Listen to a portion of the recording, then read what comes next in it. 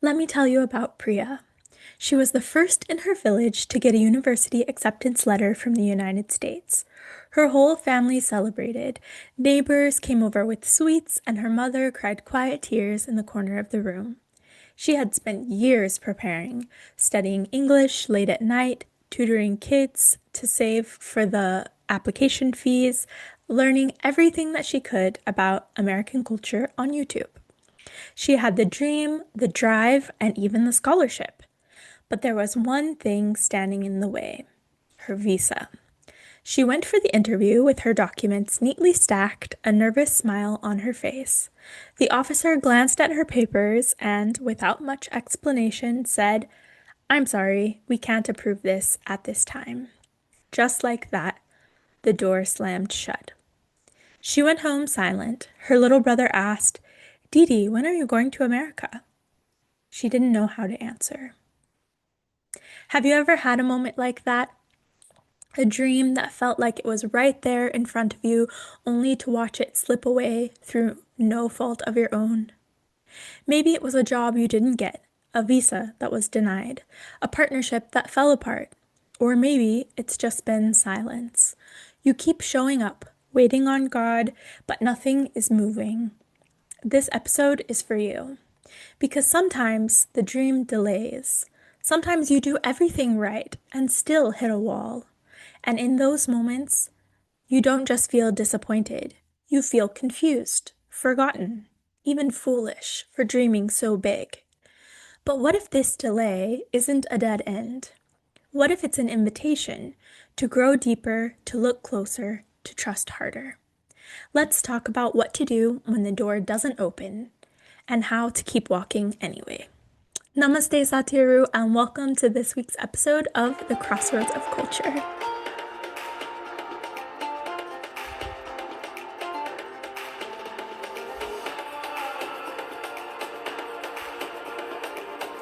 I'm so happy to have you all back here this week after last week's episode where we touched on the question of, is it okay to go home or to want to go back home after being in the United States for a while?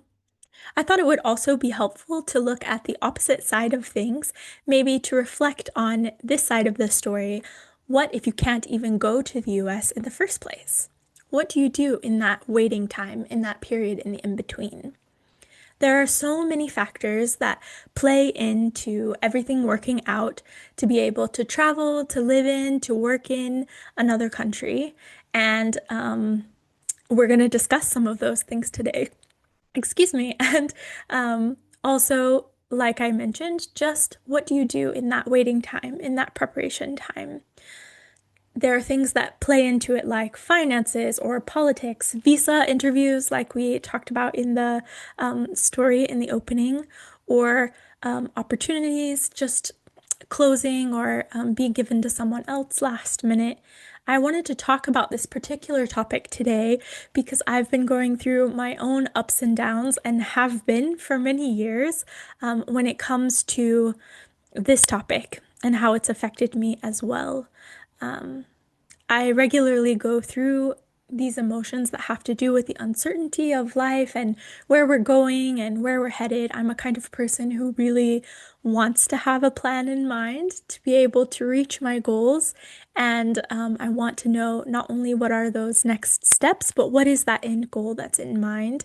And when those things change or they're so uncertain and dependent on so many other factors, it can become difficult to feel motivated to keep pushing forward and to not get discouraged and weighed down in the process.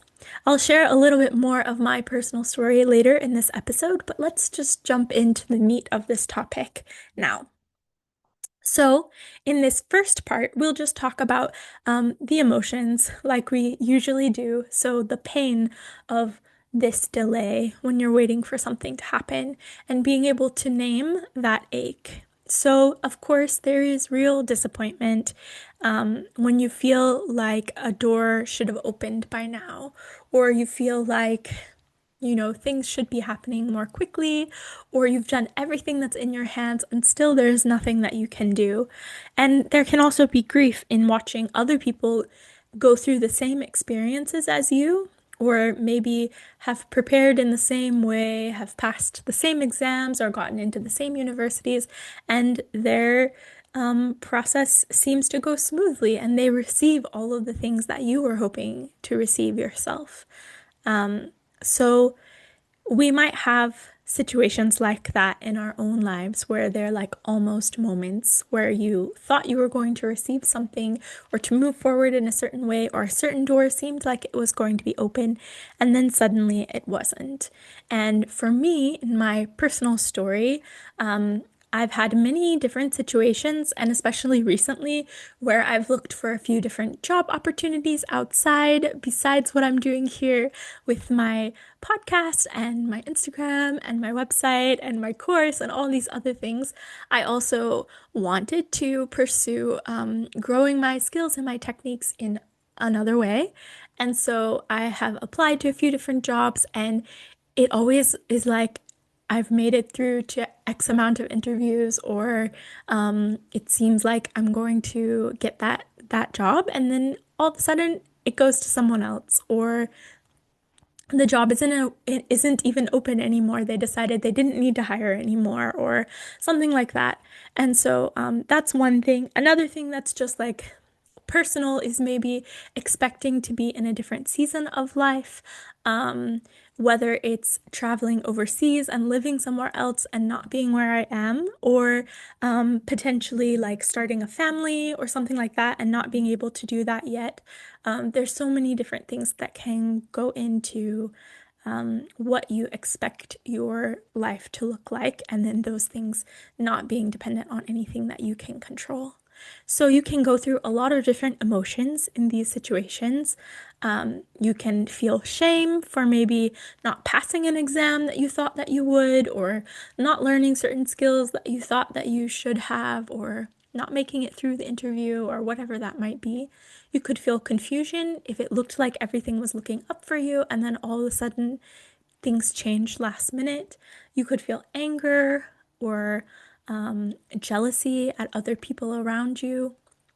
And you could also feel numb in the middle of all of this. I think I go through that sometimes where I'm like super motivated and excited about life and where it's going and all the opportunities, the endless opportunities that we have just as humans to pursue things in life.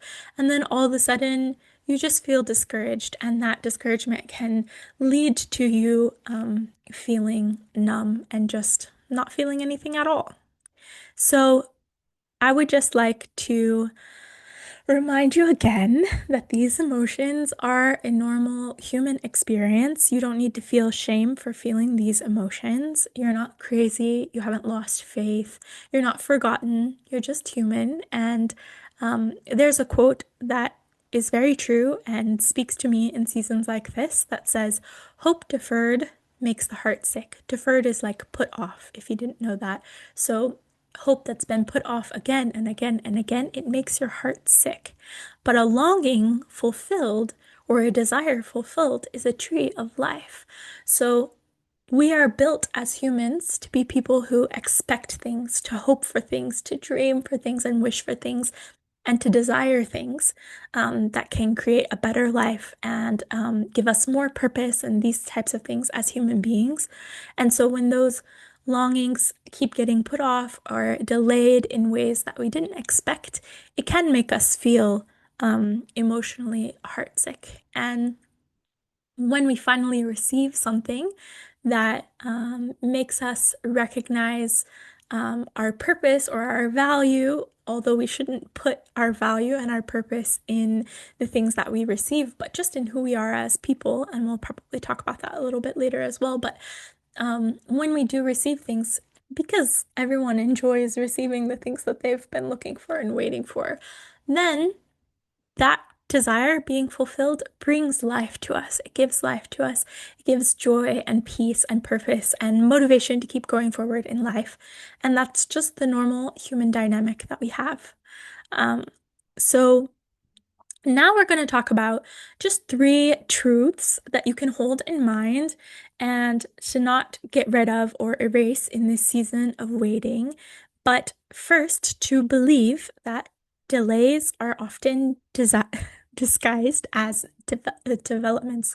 Oh, that is a tongue twister. Delays are disguised as developments. So, in this waiting period, sometimes we feel like um, we've just been put to wait for no good reason. But actually, this period of time is essential for us to develop and grow as people, to grow our character, to develop our skill set. So many things can be happening in that in between time or that waiting time. And that hidden preparation is still pushing you forward into a place of progress. It's giving you momentum, even if you can't see it on the outside as easily, or other people can't recognize it. It is doing something to you. So doors may be shut for you to grow you as your person, grow you in your character and your skills before you grow your influence or you grow in your career or this type of thing. So sticking with the person itself, you, and then growing into the wider spectrum and the wider world. Um, so a good question that I like to ask in seasons like this, because the reality is we're always waiting for something. People don't always recognize that either, but it's something that is said often that we are always waiting for something. You know, if you think back to your life when you were a child, you were waiting to grow up, or maybe you were waiting for your birthday or waiting for a holiday or something like that. And then when that came, you were waiting for the next thing. You were waiting to have your first car or your first job. You were waiting to maybe get married or to go to university or get your first career. You were waiting for your first house or waiting for your first child. You're always waiting for something. And if we don't focus on the present moment and what we're supposed to be learning and growing through in these moments, then whole seasons of our lives, years of our lives can just go by without us really intentionally growing through the things that we are supposed to be growing through. And through that, sometimes that can withhold us even arriving at the things that we hope to arrive at and hope to pursue, because we haven't grown to the place that we could have during those seasons of waiting. So you can just ask yourself, what is being built in me in this season? Or what is God building in me in this season? Where am I growing? What talents and abilities and skills am I growing in this season? And for me, since my day-to-day looks very different right now than it did previously, maybe last year sometime, I've been doing my best to really focus on growing several different things in this season, growing my network, growing the skills that I need to continue pursuing my goals as far as career is concerned. And then even just growing myself as a person in my own mental health, spiritual health, physical health. I've been focusing on all of those things because even if I don't have a child, and that might be something that I want, maybe my body isn't physically prepared to be in that place yet, and I can use this time to pursue that and to prepare for that. Or maybe I don't have this ideal career or ideal work day or whatever, but I can still pursue those things and spend time investing in myself, in learning the skills and the knowledge that I need to grow to the next level. And then, truth number two, some doors are closed because God is being kind. Maybe we think that it's the worst thing that could happen to us, but not all open doors are from God. And you'll hear me talk about God in this episode quite a bit just because this is the spiritual framework that I'm coming from, and just coming from a place of faith in God and trusting God to be the one to open these doors and opportunities, to be the one to be interactive in our lives and to help to guide us in the way that we should go. And so not all open doors are from God, and not all closed doors are punishment. It's okay to grieve good things in our lives, but also realize that they might not be the best thing for us.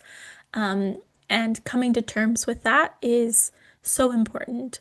One time, my mother-in-law said to me after something really difficult happened in our lives that we have to choose to receive the blessings that God gives us, and whatever He takes away from us, we have to just give back to Him with open hands and trust Him that He knows what's best in our lives. And I think that that is really important, and I hold on to that truth quite often.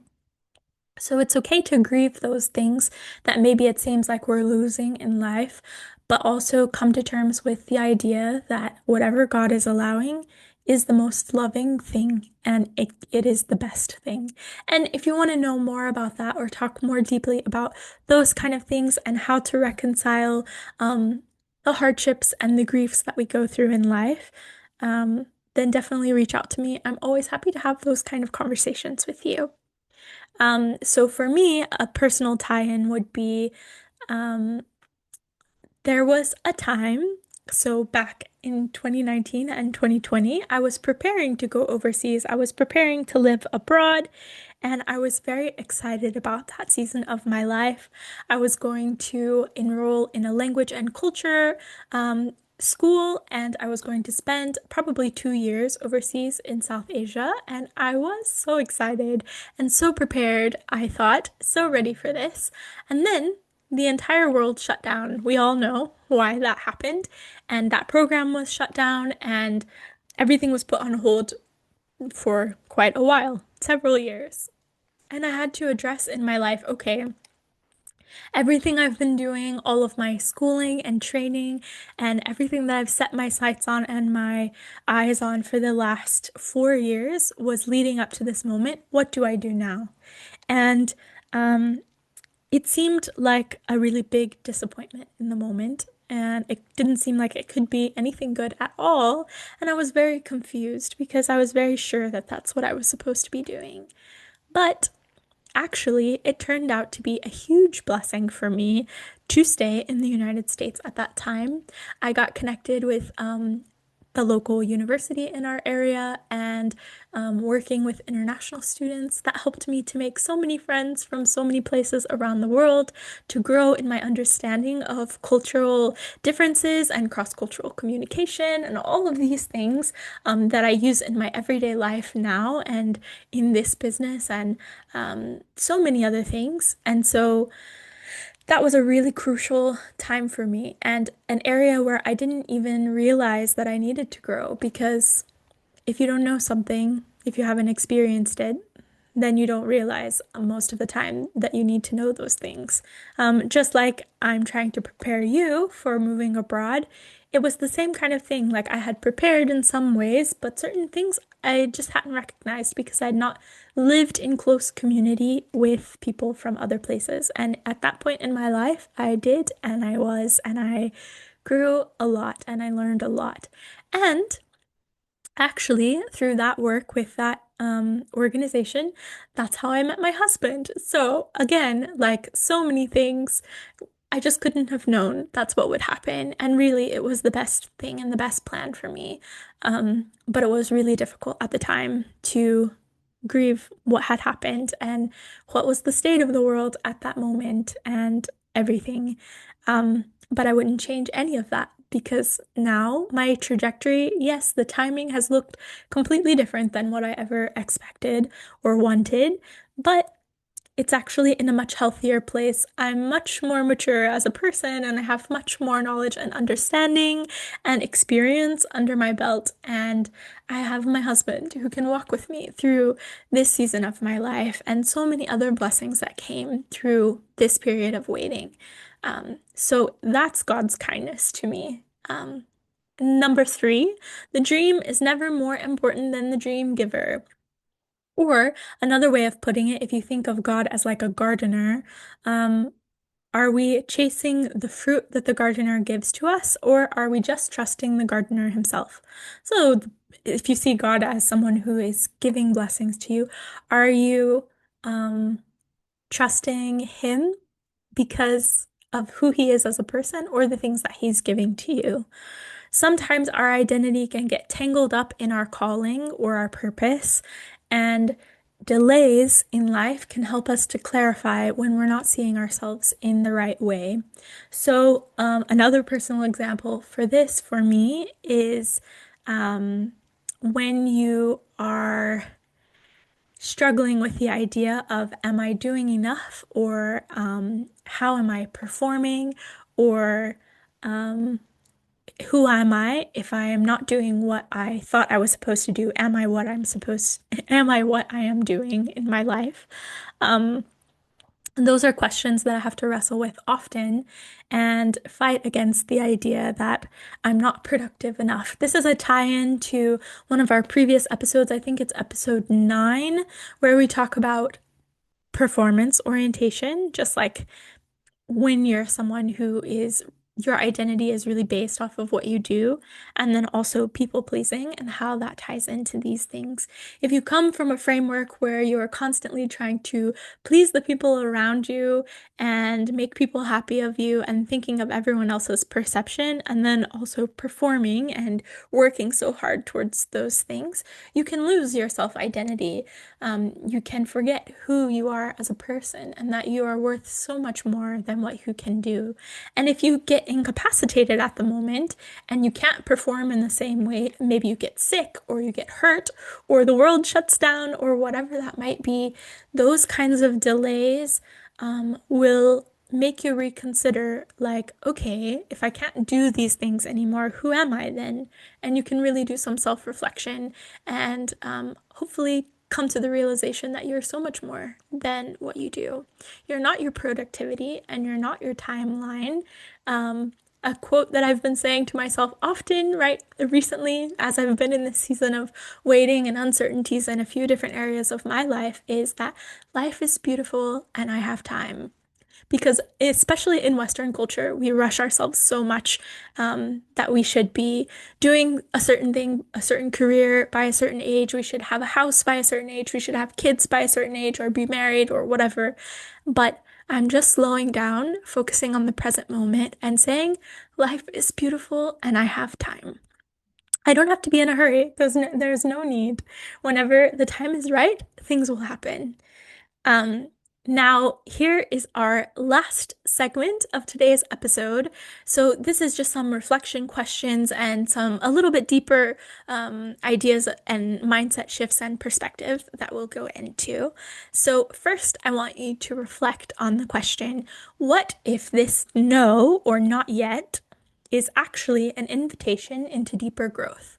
Just like I talked about previously, that these times of saying no or not yet, they can be for growth in your life. And it's good to sit down and reflect, not only is this a place for growth in my life, because I think after talking through these things, you'll recognize that it is, but what are those things that I need to grow in this season, in this period of waiting? And then start listing those things out. You can write down all of the things that you're thinking. If you're a person like me, you might have so many ideas and so many things you want to grow in if you're very self-reflective. If you're not, you might just have a couple, and that could be maybe a blessing to be one of those people. But for the people who are like me, fill your sheet up with all of those things, all of the things that you think that you need to work on, and then break them down into actionable goals. And if you need help with any of these things as well, you can always join my one-on-one coaching, because these are the kind of things that we can work through.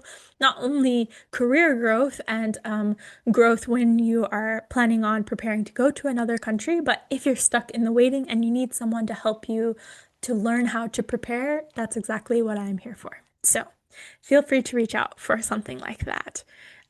You can also journal these different prompts. So I have two. The first one is, where have I seen small signs of God's presence in the delay? Or where are some moments that I have found, like moments of joy in the simple things in this in-between season when things aren't happening quite the way that I want them to. So just signs of God's presence, or experiences of just joy and life and things that make you feel good in these waiting moments. And then the second one is, what doors have I been banging on or knocking on that maybe I need to release? So For the first one, just write down those things that bring you joy and then try to add those into your life even more. For me, recently, I've noticed a few things that bring me joy. These are the things that always bring me joy, and sometimes I forget about them. And so I started bringing them back into my life again. That would be like making a cup of tea in the afternoon. It's a simple thing, but I really enjoy it. Um, Even studying Nepali and practicing Nepali, sometimes I get overwhelmed and make myself think that I don't enjoy it. And then when I actually participate in it, I realize that I actually really do enjoy it. So that's one of those things. Taking walks outside, being in nature, watching documentaries about places I want to travel to.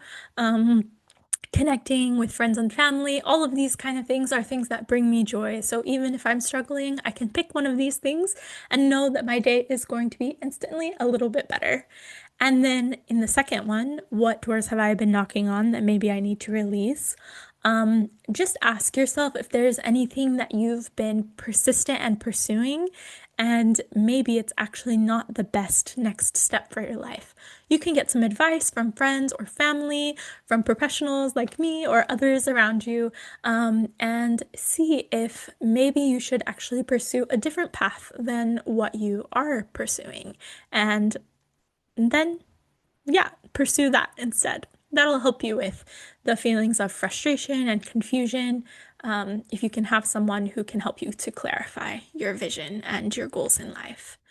Now, there is a difference between resignation and surrender. So, for me, I like to, um, in those when I'm coming up with clarifying questions for myself and trying to pursue something and trying to decide, should I go this way or that way and what should I do? I just choose to surrender all of those things to God. And the difference between surrendering something and becoming resigned to something is really your heart attitude. One is like giving something over to God, just letting go of it, not being attached to it, not caring. You do care about it and you're still preparing and pursuing that thing, but your whole life and identity and everything is not built on you receiving that thing or going in that direction at a certain specific timeline or something like that. But becoming resigned to something is when you just give up. You throw your hands up in the air and you give up. You're like, whatever, I don't know if this is going to happen or it's not going to happen. If it's going to happen, it's not going to happen. And I'm just gonna forget about it. I'm not gonna pursue it anymore. I'm not gonna use this time to prepare for anything. I'm just gonna be depressed, basically, is where you end up. And you become resigned to the fact that this thing is never going to happen. Your life is always gonna be this way. No good things ever happen to you. And you put yourself in a victim mentality. And when that happens, then that completely stops your growth as a person. It stops you from having joy in the present moment to be able to identify what those small things that give you life and joy are. You forget about the beauty of life and you get into a really dark space in your head when you put yourself as a victim to your circumstances. And that's a really scary place and a very uncomfortable and unhappy place to be. So be really careful when you start recognizing where your thoughts are at around these things. Try to identify, am I having a victim mentality in this situation, or am I actually surrendering this to God? Am I actually detaching from this thing and really just trusting Him and waiting to see what happens? Okay, so um, if you've enjoyed any of the things that I've talked about today, if it's impacted you in any way, or you have your own moment where God has shown up for you in a small or a big way, in your waiting, I would love to hear that. You can log into our global community network on my website, linked down below as always. That's also the place where you can sign up for our waitlist for the Culturally Confident in 90 Days course that's coming up. And if you do share those stories, I would love for you to just share if maybe God spoke to you in a certain way, or nudged you in a certain way, or you had some kind of revelation of what you were supposed to do. If you found encouragement from an unlikely person or situation, if you read some kind of scripture or quote that just came alive to you and helped you to pursue what you wanted to pursue in this season of waiting, any of those things or anything else that comes to mind on this topic, our global community network would love to hear that from you. And that could be a breath of encouragement for others in our community who might feel like they are just hanging on by a thread right now and are really struggling in this waiting season. So be an encouragement for someone else and share your story. Or if you are in this season of waiting and wondering, and you don't really know what your next steps should be, as I mentioned, I do have coaching that you can participate in. You can sign up for the course that's coming up, and that will help you a lot for preparing in the 90 days before going abroad. And you can always comment down below, or you can DM me on Instagram. This time, let's just say the word waiting, comment waiting. And if you want prayer or encouragement for this season of waiting in your life, comment that down below and I will reach out to you and connect with you on that. And I just wanted to leave you with one last quote before we go that says, "Trust the Lord with all your heart and don't lean on your own understanding. In all of your ways, acknowledge Him and He will direct your path." Until next time, Satyaru, keep seeking Him and your dreams will become a reality eventually. Okay, see you later.